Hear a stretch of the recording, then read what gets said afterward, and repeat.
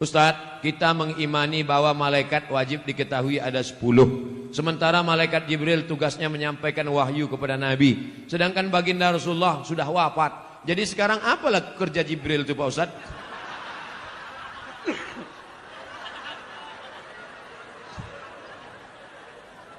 Jibril, Mikail, Israfil, Israel malaikat maut, kiraman katibin, raqib aktid, mungkar nakir, Malik Ridwan. Itu pelajaran anak TK. Sekarang saya sebutkan, innalillahi malaikatan. Allah punya malaikat. Malaikat itu kerjanya yatufuna alal ar. Malaikat berkeliling di atas muka bumi. Kalau malaikat menengok ada majelis zikir, dipanggilnya malaikat-malaikat yang lain. Halumu ila hajatikum, mari kemari. Ada tak malaikat yang saya sebutkan mencari majelis zikir ini dalam yang 10 tadi? Tak ada. Jangan batasi malaikat hanya cuma 10.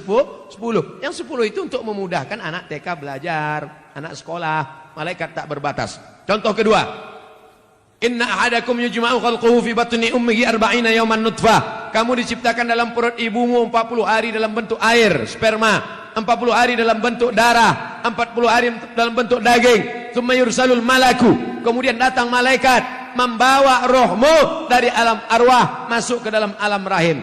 Ada disebutkan nama malaikat yang membawa roh itu? Tak ada. Maka malaikat itu jumlahnya banyak. Apa tugas pokok malaikat itu? Tengok dalam surat Al-Baqarah. Wa nahnu nusabbihu bihamdika wa nuqaddisu lak. Tugas malaikat pokok, tupoksi. Tugas pokok fungsi malaikat adalah bertasbih. Ada malaikat yang sejak diciptakan sampai hari ini bertasbih tak bangkit-bangkit, subhanallah walhamdulillah wa la ilaha illallah wallahu akbar. Ada malaikat 70.000 malaikat masuk setiap hari dikeliling mengelilingi Ka'bah di bawah, di atas itu namanya wal baitil ma'mur, rumah yang dimakmurkan. Jibril malaikat berkeliling bertasbih subhanallah walhamdulillah wa la ilaha illallah wallahu akbar subhanallah. Malaikat berkeliling di atas. Adam alaihissalam rindu ingin menengok Baitul Ma'mur. Ketika turun ke bumi, kata Allah, buatlah bentuknya macam Baitul Ma'mur. Kalau dijatuhkan batu kerikil dari atas pos jatuh ke bawah, maka sama di bawah. Malaikat di atas memuji, mengagungkan Allah. Manusia pun di bawah sama. Subhanallah walhamdulillah wa la ilaha illallah wallahu akbar. Makanya kalau mau sama ucapan kita dengan ucapan malaikat, mesti banyak-banyak bertasbih. Jadi apalah tugas Jibril sekarang? Balik ke tugas pokok, mengagungkan, mensucikan, bertasbih, memuliakan Allah. Subhanallah walhamdulillah wa la ilaha illallah wallahu akbar wa la haula wa la quwwata illa billahil aliyyil azim. Bapak Ibu sambil jaga toko pagi, belum ada orang berlewat, belum ada orang jualan, belum ada orang membeli, buka tasbih subhanallah walhamdulillah wala ilaha. Tapi kalau ada orang nawar dijawab, yang pula tak dijawab. Pak, ini berapa harga pokoknya? Subhanallah walhamdulillah wala ilaha illallah. Banyak-banyak bertasbih di toko menghilangkan santet, sihir dan guna-guna. Boleh jadi ada orang benci tak suka. Bagaimana supaya toko kita itu supaya tak laku? Orang lewat macam lewat di kuburan. Kata dukun, ambil air orang mati, nanti siramkan. Akhirnya orang lewat di toko kita, yang ditengoknya bukan pakaian, malah dibacanya doa ziarah kubur. Assalamualaikum ya ahlal kubur. Bagaimana caranya supaya toko ini mati? Kau ambillah tulang pukang. Sebagaimana pukang itu malu menengok orang, begitu pula lah yang punya toko itu malu menengok pembeli, akhirnya tutup mata saja. Maka guna-guna ini pagi, sebelum pagi awal masuk membuka, baca Fatihah sekali, Qul huwallah 3 kali, Qul bil falaq sekali, Qul bin nas sekali, ayat kursi sekali. Habis itu barulah isi dengan tasbih. Ingat, Fatihah sekali, Qul huwallah 3 kali, Qul bil falaq sekali, Qul bin nas sekali, Fatihah sekali, Qul huwallah 3 kali, Qul bil falaq sekali, Qul bin nas sekali, ayat kursi sekali. Pagi-pagi pas pertama masuk. Mudah-mudahan Allah Ta'ala jauhkan dari santet, dari sihir, dari guna-guna dan lain sebagainya. Karena sampai hari ini masih banyak pengikut www.hantu.com. Asuransi komersial halal atau riba Pak Ustaz? Bukan asuransi Islam. asuransi komersial, konvensional. Halal apa haram?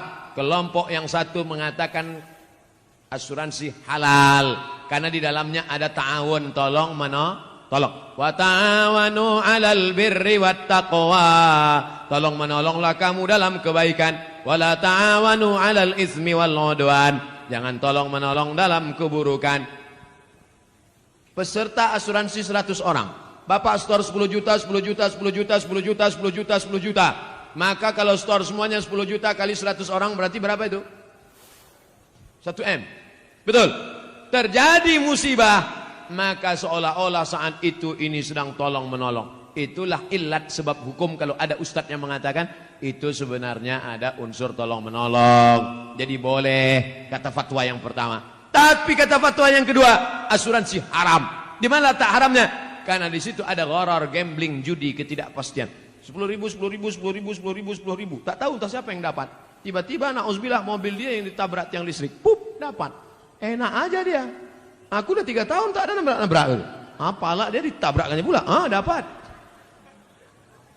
Jadi kalau ada yang mengatakan asuransi itu halal karena dilihat dari unsur ta'awun, tolong menolong. Kalau ada yang mengatakan asuransi itu haram karena dilihat dari unsur gharar, gambling, judi karena ketidakpastian. 2 hukum tentang asuransi. Ustadz pilih yang mana?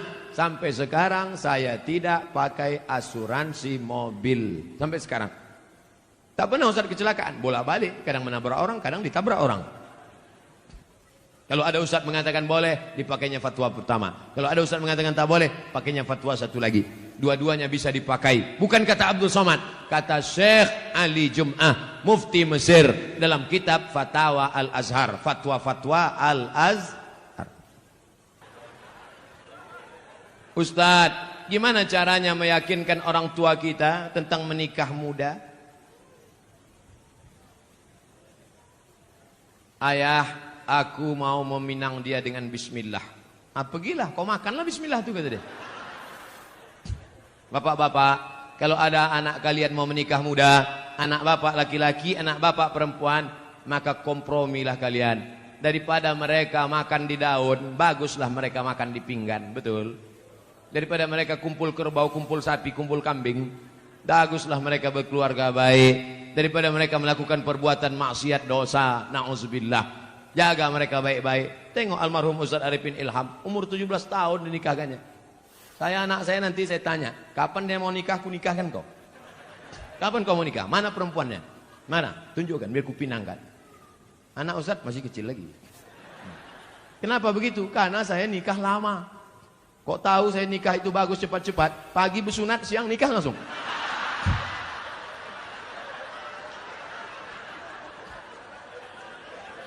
Man istata'a minkumul ba'ah, siapa di antara kamu yang sudah sanggup menikah, falyatazawwaj, menikahlah, fa innahu aghaddu lil basar, karena menikah itu menjaga mata, wa ahsanul farji, menjaga kemaluan. Hafal dia Quran, terjaga hafalannya, terjaga matanya. Ini dibiarkanlah dia tak nikah-nikah, la ilaha illallah, menyiksa. Faman lam yastati, tapi kalau orang tua susah, miskin, tak ada anak lajang yang belum sanggup, fa alaihi bisawm, banyak-banyak kalian puasa sunat. Adik-adik mahasiswa, bagus kalian puasa sunat. Memang nafsu ada, tenaga tak ada.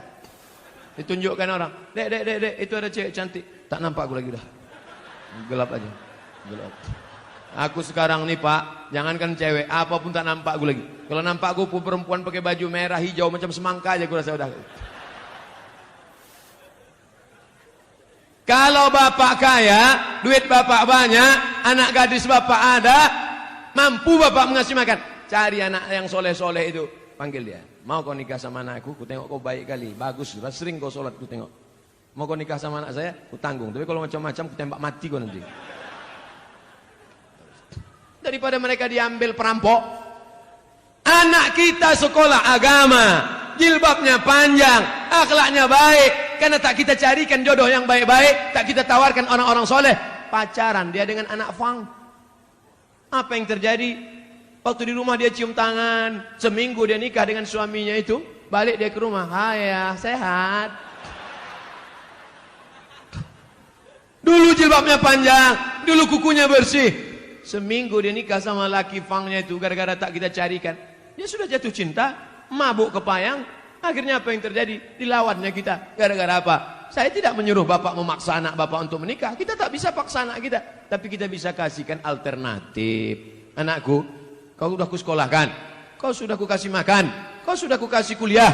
Ini calon-calon laki. Kau mau yang mana? Ini ada gemuk, ganteng. Ini ada pula yang kurus macam Ustaz Somad. Ini kau tinggal kau pilih aja.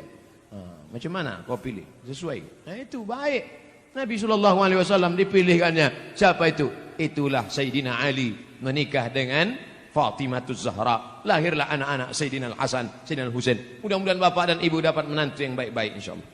Masjid pusat pasar, masjid yang ada waktu zuhur dan asar, maghrib, apakah sah sholat Jumatnya Pak Ustaz?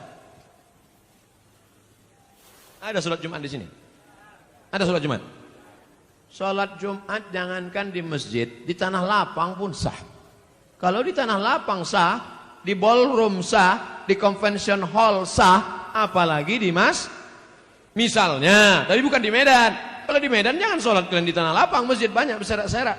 Kuliah misalnya ke Inggris, kuliah ke Belanda, kuliah ke tempat minoritas, tiba-tiba tak ada di situ tempat, berkumpul di convention hall, di gedung, maka sholat Jumat hukumnya sah. Tapi kalau sudah masjid dilaksanakan sholat Jumat, jangan sampai kosong dari azan dan sholat berjamaah 5 waktu. Subuh, zuhur, asar, maghrib, isya. Kalau sampai di situ tidak dilaksanakan sholat berjamaah, istahwadat alaihimus syayatin, maka satu negeri itu diganggu, dikacau setan. Mudah-mudahan kita selamat dari meninggalkan sholat berjamaah. Orang tua saya sebelum meninggal ingin berkurban. Telah dibayar uangnya pada panitia. Tapi sebelum Idul Adha beliau meninggal. Apakah itu boleh diteruskan diwakilkan pada anaknya? Maka kalau orang tua ada berpesan, nanti kalau aku meninggal atau dia masih hidup dia berpesan, maka tetap dilanjutkan walaupun sudah meninggal dunia. Orang tua hidup berpesan, sebelum sampai hari kurban meninggal, teruskan. Orang tua masih hidup berpesan, kalau aku mati nanti buatkan kurban, teruskan. Dagingnya tidak boleh dimakan ahli waris karena wasiatnya untuk umat Islam. Ahli waris tak dapat. Karena dulu kata dia ini wasiatnya untuk orang lain. Tapi menurut mazhab Hambali, Imam Ahmad bin Hanbal, ahli waris boleh memakannya karena ahli waris juga bagian dari umat Islam. Jadi kalau ada bapak ibu yang kemarin orang tuanya meninggal dunia, lalu diwasiatkan potong kambing, lalu kemudian dia ikut mendapatkan daging kuponnya, jangan merasa bersalah. Kalau ada ustadz mengatakan tak boleh ahli waris memakannya, berarti bukan dari mazhab Hambali, mazhab yang lain.